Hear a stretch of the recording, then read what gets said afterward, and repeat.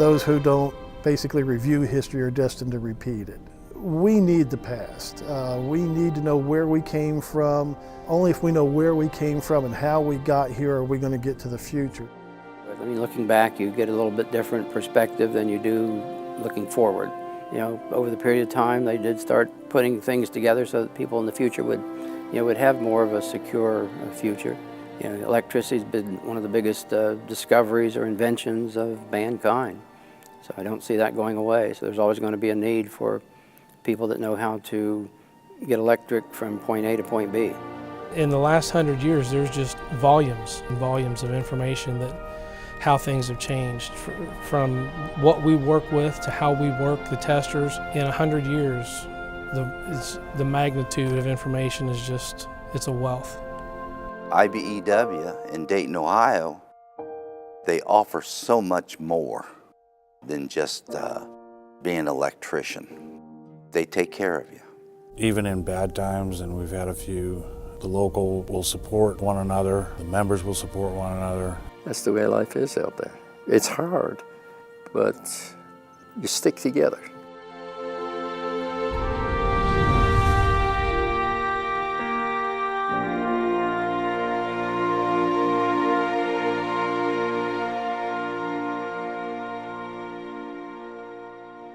For 100 years, the members of the International Brotherhood of Electrical Workers, Local 82, have powered Dayton and the entire Miami Valley. In that time, Local 82 members have grown their knowledge, solidarity, and union ideals to become the powerhouse local you belong to today. The road to 100 hasn't always been easy, nor was it shaped without significant adversity.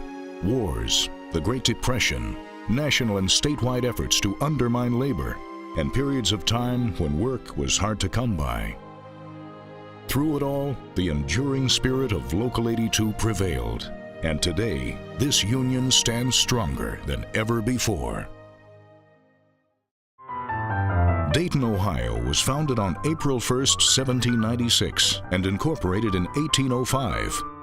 In 1827, when construction on the Dayton-Cincinnati Canal began, providing a better way to transport goods, it opened the door for economic growth and an influx of new community members. As America entered the 20th century, a new segment of population began to take shape. It was the dawn of the middle class. The economy of the 1910s was strong, but had substantial hurdles for the American worker. Health and safety conditions in the workplace were poor, and workers had limited resources. Federal laws offered little protection, and the Sherman Antitrust Act was often used to stop the organization of workers. On January 20th, 1916, the International Brotherhood of Electrical Workers, Local 82, was chartered in Dayton. The founding 16 members signed the charter that hangs in the Union Hall today. Back then, the membership was small in numbers, but large in spirit. Like any new organization, the first years of Local 82 were challenging. The fledgling union was struggling to find work and make substantial progress earning fair wages. An excerpt from the IBEW Journal details that work was scarce for the brothers, and the pay scale was only 45 cents an hour, $3 a day, and less than $20 for a full work week. In April of 1917, the United States entered World War I, and young men from Local 82 were sent overseas to protect America's interests. Even though America's time in the war was short compared to other countries' engagements, the brothers of Local 82 knew, as long as even one member was overseas, it was the duty of the local to support their efforts. A motion raised to buy one war bond for each member fighting passed unanimously. Post-war, the American economy was vastly different, and that meant positive changes for Local 82 members. By 1919, the wage scale of the local had almost doubled, with substantial increases in overtime. By 1920, the young local was making strides within the community. At one time, contractors would not permit the union to display the IBEW insignia or the Local 82 working rules. But the onset of the Roaring '20s saw change. Working conditions vastly improved. Working rules hung in shops, and the membership worked together in any and all negotiations. By 1923, Local 82 members were busy with some heavy-hitting top-dollar projects like the relocation of McCook Field, Terminal Ice and Cold Storage Company facility, among others in and around the Dayton area. The large amount of work couldn't have come at a better time. Not only did the projects provide long-term work for the Union, America and other nations across the globe were headed for the most substantial economic downturn of the century, the Great Depression. Thanks in part to the strong, consistent leadership of the Union, Local 82 members were able to work continuously through much of the Depression and keep food on the table, a far cry from what much of the nation was dealing with. For most of the 30s, the men of Local 82 worked continuously. In July of 1939, the bench was clear, and all Local 82 members were working. December 7, 1941, a date which will live in infamy.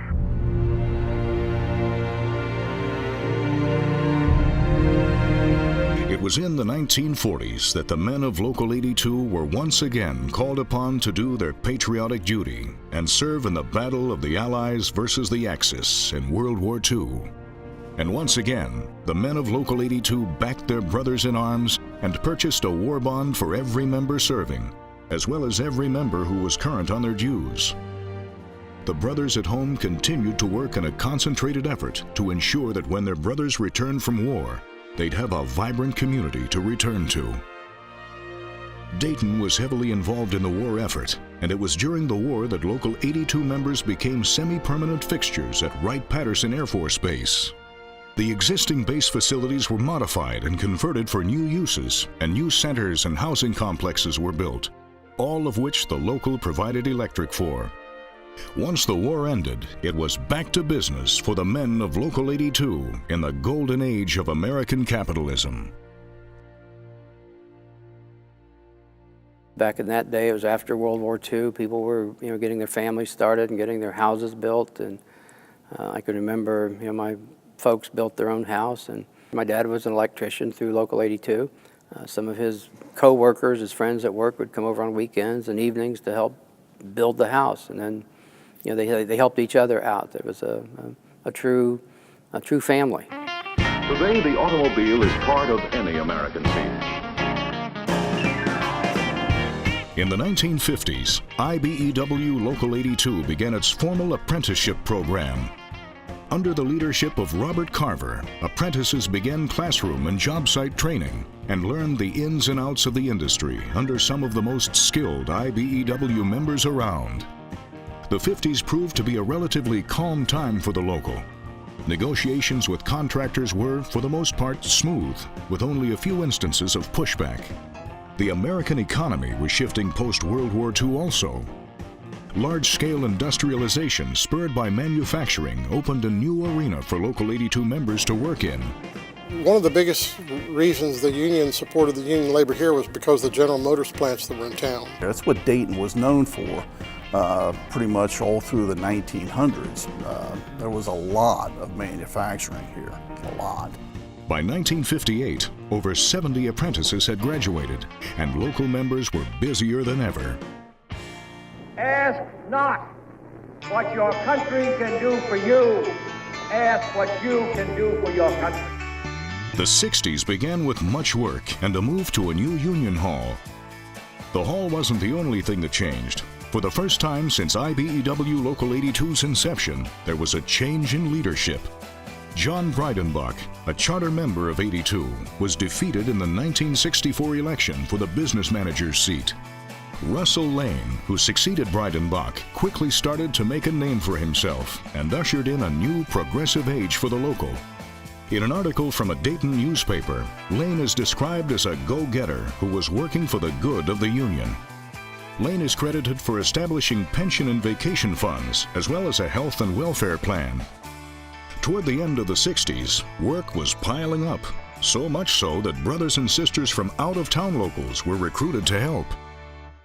The 70s rolled in with opportunity, and local members were at the top of their game. Local 82 was working at Wright-Patterson Air Force Base, the Dayton Mall. At the time, it was the largest enclosed mall in the Midwest. The University of Dayton, National Cash Register, NCR, numerous General Motors plants, and other large industrial installations. There's a total of 7 plants here in town. Just about any contractor that was working in a General Motors plant was working overtime. Several times I was asked to come back to Dayton to the GM plant where the money was fantastic and there was all kinds of overtime. And then there was NCR, a lot of those places, Fortune 500 companies. The city ranked 10th largest in the 90-minute market in buying, selling, and supplies, meaning the city was easily accessible by car, train, or plane within a window of 90 minutes. The growth and development local members saw in the 70s was not unlimited, however. The euphoria of a thriving local was about to be confronted with some harsh realities. It was a good life. We had bad times sometimes, but back in them days, most of the time you had work. It wasn't until the 80s that work started slowing down. In the 80s, everything changed for Local 82. Large-scale industrial work was on the decline, and this time, Dayton couldn't push off the effects as they had in the past. Things in Dayton went from feast to famine. 130 members were out of work, and by all accounts, that number would rise. The downturn in work hit journeymen and apprentices alike. It was the locals' most intense encounter with a concerted national effort to eliminate organized labor. A published update in the journal said Reaganomics was behind the staggering number of local members out of work, which at the time was 236. It was the highest unemployment to ever hit the local. I can remember some hard times, and that was probably a hard thing for me to take, to see the members out of work. That was really, really hard for me to take for a long time, and it still is. I don't like to see the members out of work. People fought for us to have what we have now, and we need to strive for a better life for everybody. And particularly the young apprentices, they need to talk to the retirees and find out some of the things they went through to get us where we are today, the struggles that they went through that we're not having to face because of the retirees. They've seen a lot of stuff go down in 30 to 40 years in the trade, not only just electrically speaking, but even in your politics and in your local union, in the strength in your communities. It wasn't until the late 1980s that local members started to see some relief, as projects that were delayed started to move forward, including the Arcade Project, Wright State University's Nutter Center, and the Logistics Center at Wright-Patterson Air Force Base. At a slower pace than expected, work in Dayton did eventually become stable again. The shift from predominantly industrial work to commercial work from the mid-80s and on meant different skills and techniques were needed to complete jobs. The rapid expansion of technology in the 90s meant greater resources for the local and the ability to better diversify the local skill set. Although largely a time of change, the 90s brought about prosperity for America at large. By 1997, Local 82 categorized the work outlook as good, and its stability meant it was time to focus on the next generation of IBEW members. In the year 2000, Local 82 members were working steadily, educating the membership with continuing education, training, and classes, and welcoming new apprentices regularly. The apprenticeship is so important to the union because it's your future. Oftentimes, as an apprentice, you have a journeyman there looking over your shoulder and kind of pushing you along. Most journeymen are very receptive to teaching apprentices. I was fortunate I had a lot of good guys teaching me. Those apprentices are going to come up into the ranks of being journeymen. Those are going to be the men that take over the trade. It's a great feeling to know that you're passing down a skill to an apprentice that's going to take care of you when you're retired. It's improved over the ages as far as, night classes, cramped in small places when we was at 3rd Street, to now we have a pretty good sized training center here at the back of our building. It is a very good precursor and ongoing learning tool for the electrical trade that you cannot duplicate anywhere else. Technology in our apprenticeship has helped the apprentices advance further at a faster rate. Just as technology moves on, things get more computer controlled, so you've got to develop a different skill set to adapt with technology. New equipment that comes out all the time. You know, a company gets a new equipment. Oh, we got this new bender, or we got this new that. As far as communication cabling, it was all copper basically. Then of course you have the improvements, Cat5, fiber optics. You know, we're sending signals on glass now versus just having to depend on copper wire. We see a lot more green technology, green energy, a lot more solar arrays. The technology is changing, so you know, either advance with the technologies or you're going to be left behind like the dinosaurs. Don't be afraid of the new technology. The new technology is the door to the future. And if you don't learn it, you'll be standing outside the door. The men and women of Local 82 worked tirelessly to secure the future of the Union and worked steadily, providing consistent quality to Dayton and the surrounding areas. Now strongly positioned among both industrial and commercial clients, IBEW Local 82 members work at some of the best-known spots in Dayton: the Dayton Convention Center, Wright-Patterson Air Force Base, Greenville Ethanol Plant, local hospitals, Montgomery County Schools, and the University of Dayton all boast the quality work of the men and women of Local 82.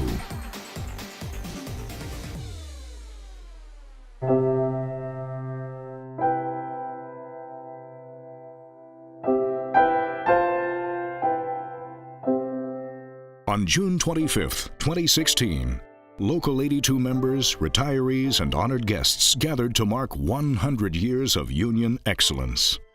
The Dayton Convention Center was packed full of pride as the rich history of this union was celebrated and commemorated. We've been around for 100 years now, and I'm confident that everyone will do their best to ensure that we're around for the next 100 years. We have a proud and long-lasting tradition of powering the Miami Valley. Ladies and gentlemen, brothers and sisters, join me in saluting IBW Local 82 on our 100th anniversary, and may we move forward with great success and hope for the next 100 years.